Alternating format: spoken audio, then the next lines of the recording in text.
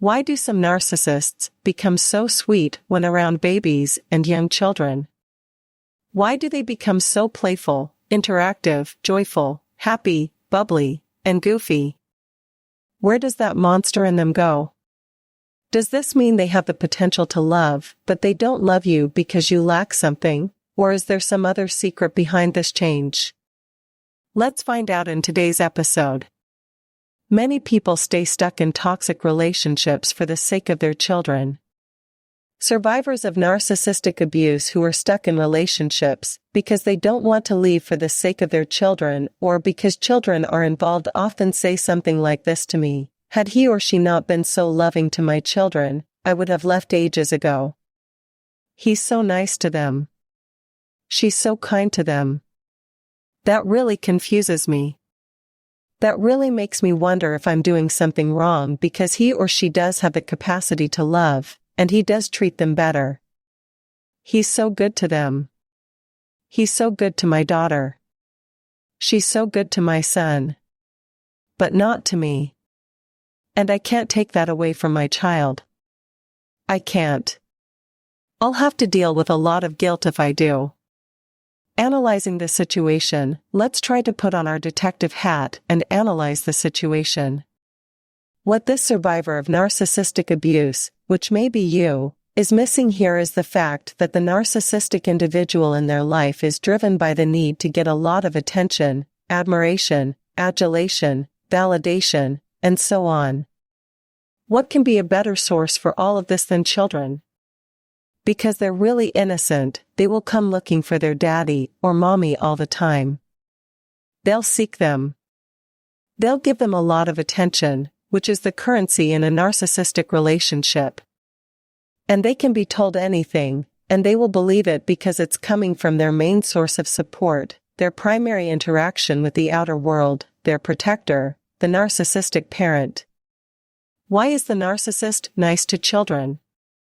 Or why does the narcissistic individual show that nice side to the child? Because the child does not have any agency yet, and that means the narcissist can fully control how this little being, this little angel, thinks, feels, behaves, and what it believes about the world, about themselves, and about the narcissist.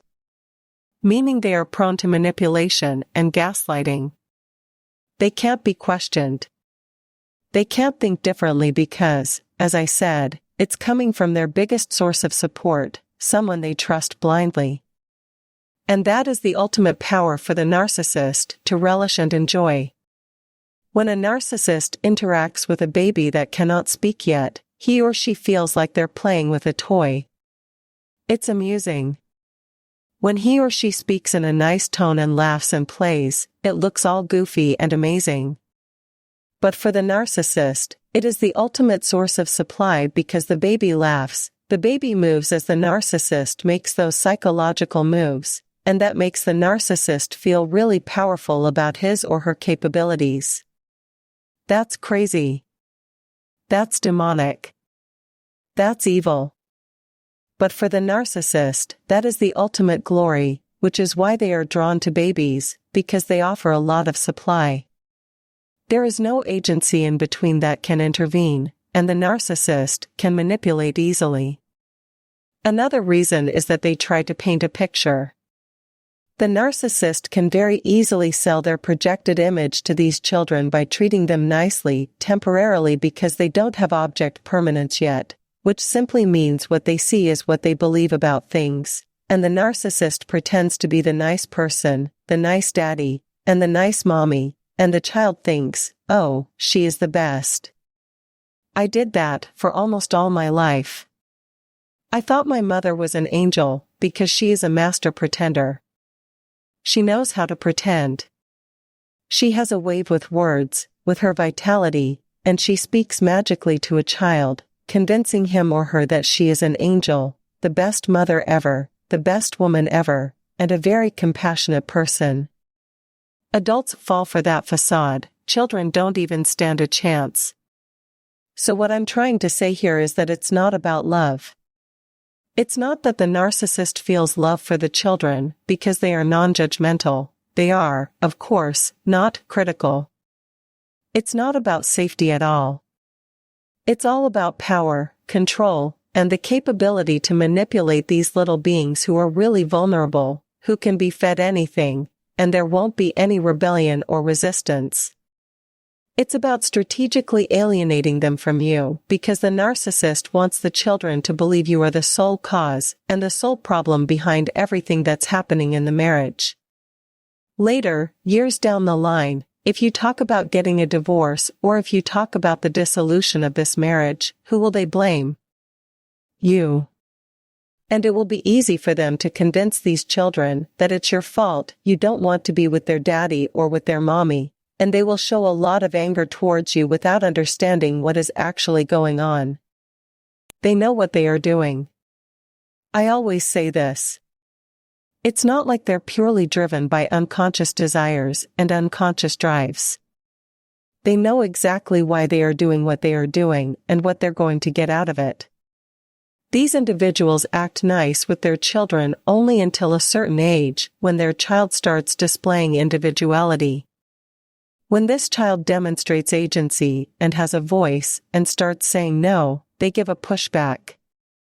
That is when the narcissist perceives a threat and gets a narcissistic injury, which then triggers their monstrous nature, making them really callous and cruel in their approach, and that gives a massive amount of trauma because a child is not able to understand who this parent is. They were someone else. The same was true for me and my mother when she started showing her real side. I was bamboozled, shocked to my core, because I did not recognize that person. I'm talking about recent times, when I started to see through that facade. I was taken aback. Their love for the children is conditional and transactional. It purely depends on what they are getting out of what they are doing, and the moment it stops, the moment the child stops seeking their daddy and mommy, and there is no constant attention, now they're focusing on themselves, they have friends, they have toys, they have pets, that is when the jealousy kicks in, and their own rotten, call it inner child or the fragments of inner child, take up the demonic form, trying to traumatize the child and inflict a lot of pain. What should you do next time you see a narcissist behaving nicely with children? When you see a narcissist behaving nicely around a baby or when interacting with a child, don't be confused. See, they see it for what it is and understand it's nothing but a way of extracting maximum supply, and they feel so good about having full control and authority over this thing they perceive as a toy,